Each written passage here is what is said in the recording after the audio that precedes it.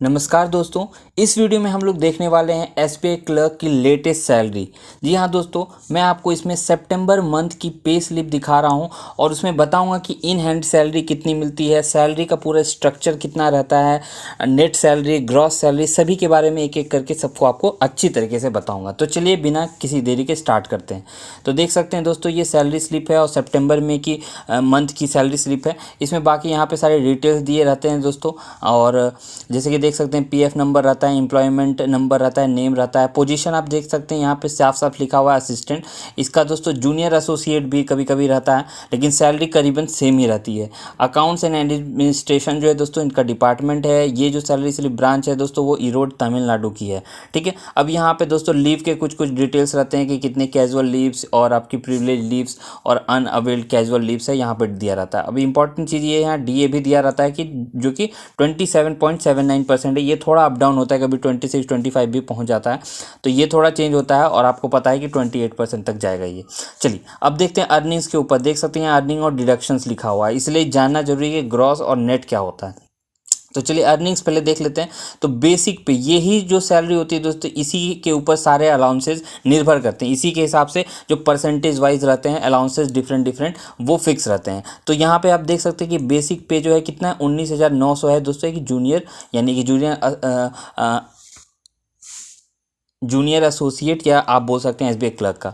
अब आप dearness allowance देख सकते हैं, तो ये 6700 के करीबन आ रहा है। तो ये क्या है दोस्तों, 27.79% है किसका, बेसिक पे का, तब जाके ये 67 आप कैलकुलेट करके भी निकाल सकते हैं। ठीक है, अब जैसे बेसिक पे एसबीआई पीओ की होती है दोस्तों, वो काफ़ी हाई रहती है। वैसे मैंने एसबीआई पीओ की सैलरी स्लिप भी बनाई हुई है लेटेस्ट, अगर आप देखना चाहते हैं तो डिस्क्रिप्शन बॉक्स में लिंक रहेगा, आप देख सकते हैं।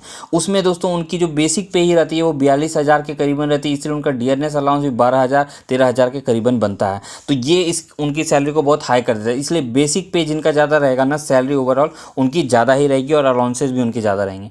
अब देखते हैं कि हाउस रेंट अलाउंस जो है दोस्तों ये मिलता है लगभग 9% के करीबन करीबन रहता है।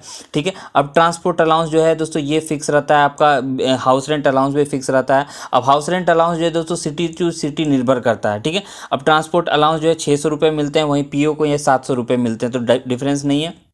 फिर एरियर ऑफ अर्निंग्स, तो ये जो यहाँ पे है ना दोस्तों स्लिप में, इसको आपको हटा देना होगा क्योंकि ये आपको हर मंथ नहीं मिलेगा। एरियर ऑफ अर्निंग्स होती है जो बकाया पैसे पिछले मंथ के हैं उसके हिसाब से कुछ मिलती है। मान लीजिए आपने कुछ एक्स्ट्रा वर्किंग आवर्स कर लिए, इस तरह की चीज़ें हैं तो वो होता है। ठीक है, एरियर ऑफ अर्निंग्स जो है इस महीने में आपको मिलेगा, लेकिन हर महीने में नहीं मिलेगा, इसलिए आप 2,000 फाइनल जो नेट रहेगा उसको घटा के ही सोचिएगा।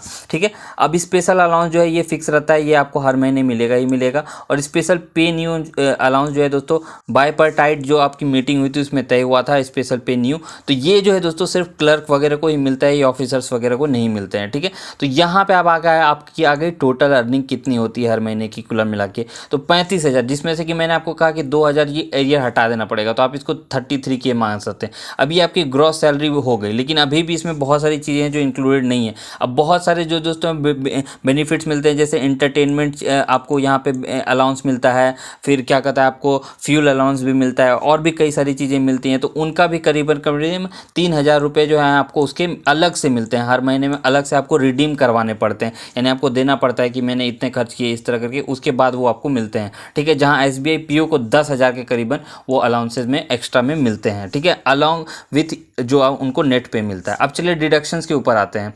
तो डिडक्शंस क्या है दोस्तों, प्रोफेशनल टैक्स है, देख सकते हैं यहाँ पे। जैसे यहाँ पे पीएफ जो है दोस्तों वो नहीं कट रहा है, अदरवाइज पीएफ भी कटता है, तो इनका पीएफ नहीं कट रहा है। ठीक है, कई बार होता है कि प्रोविजनल जो है इसलिए इनका नहीं कट रहा है, जब ये प्रोविज़न के बाहर निकलेंगे तब इनका कटना पीएफ भी शुरू होगा। At the same time SBI PO का पीएफ जो है दोस्तों प्रोविजनल में भी कटना शुरू हो जाता है। ठीक है, अब देख सकते हैं कि इनका ये 100 रुपये जो है अलग से कटता है, क्योंकि ये देख सकते हैं यहाँ चेन्नई का जो यूनियन है उसमें जाता है। जरूरी नहीं कि आप जहाँ पे प्लेस में है उसमें भी यूनियन आपको 100 रुपीज़ या कुछ चार्ज करती हो, अप डाउन भी हो सकता है या हो सकता है ना चार्ज करे। ठीक है, तो प्रोफेशनल टैक्स जो है दोस्तों ये यहाँ पे 183 रुपीज़ कटता है, और फिर कॉन्ट्रीब्यूटिव पेंशन फंड जो है दोस्तों वो कटता है। पेंशन फंड होता है और पीएफ फंड जो है वो अलग अलग भी कटता है, इनका भी पीएफ नहीं कट रहा है। तो टोटल डिडक्शंस जो होता है दोस्तों वो 2890 रुपये हो जाते हैं। अब 2890 हो जाते हैं, यानी कि 35,000 में दोस्तों 2890 हटा दिया गया तो बना कितने आपके 32,000 सैलरी बनी। ठीक है, तो ये 32,000 जो है सैलरी दोस्तों ये आपका हमेशा क्या कहता है, मैं फिर से कहा कि 32,000 सैलरी नहीं मिलेगी, क्यों, एरियर था। तो मान के चलिए कि आपकी एवरेज सैलरी हर मंथ की कितनी बनेगी, अगर आप न्यू ज्वाइन है तो 30 के आपकी एवरेज सैलरी बनेगी। सिर्फ यही नहीं है, इसमें से 3 के जो है आप मान सकते हैं कि आपको अलग से भी मिलते हैं, आपके एंटरटेनमेंट, न्यूज़पेपर चार्जेज ये वगैरह। तो मान सकते हैं कि 30 to 33 के जो है आपकी एवरेज ये रहती है। थोड़ा अप डाउन हो सकता है अलग अलग सिटी के हिसाब से, करीबन न्यू ज्वाइनी को इतनी ही मिलेगी। एट द सेम टाइम दोस्तों एसबीआई पीओ को लगभग 1.8 गुना आप बोल सकते हैं कि इससे ज़्यादा सैलरी रहती है। मैंने जब बताया था उसमें उनकी जो सैलरी एवरेज आ रही थी पर मंथ वो 57K के अराउंड आ रही थी, और इसमें माइनस कर देंगे कि 10,000 का उनको अलग से मिलता है, तो उनको 10,000 और जोड़ देंगे तो उनको कितनी हो जाएगी, 67K उनकी सैलरी हो जाएगी। ठीक है, यहाँ पे कितनी हो रही है, 33, यानी कि डबल हो जाता है दोस्तों। एसबीआई क्लर्क और एसबीआई पीओ में सैलरी का डिफरेंस एकदम हाफ हो जाता है। तो ये है दोस्तों आपका टेक होम पे, जिसको बोल रहा है ये इन हैंड सैलरी हो गई।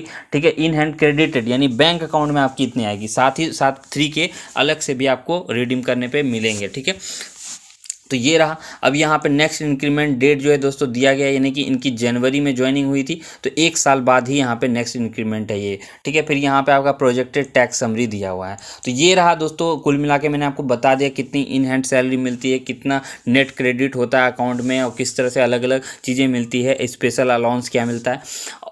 तो ये सारा वीडियो था दोस्तों। ये वीडियो पसंद है तो वीडियो को लाइक जरूर कर दीजिएगा। बाकी आप और किस पोस्ट के लिए देखना चाहते हैं दोस्तों सैलरी स्लिप, हमें कमेंट सेक्शन में जरूर बताइएगा। इस वीडियो में इतना ही, देखने के लिए बहुत बहुत धन्यवाद।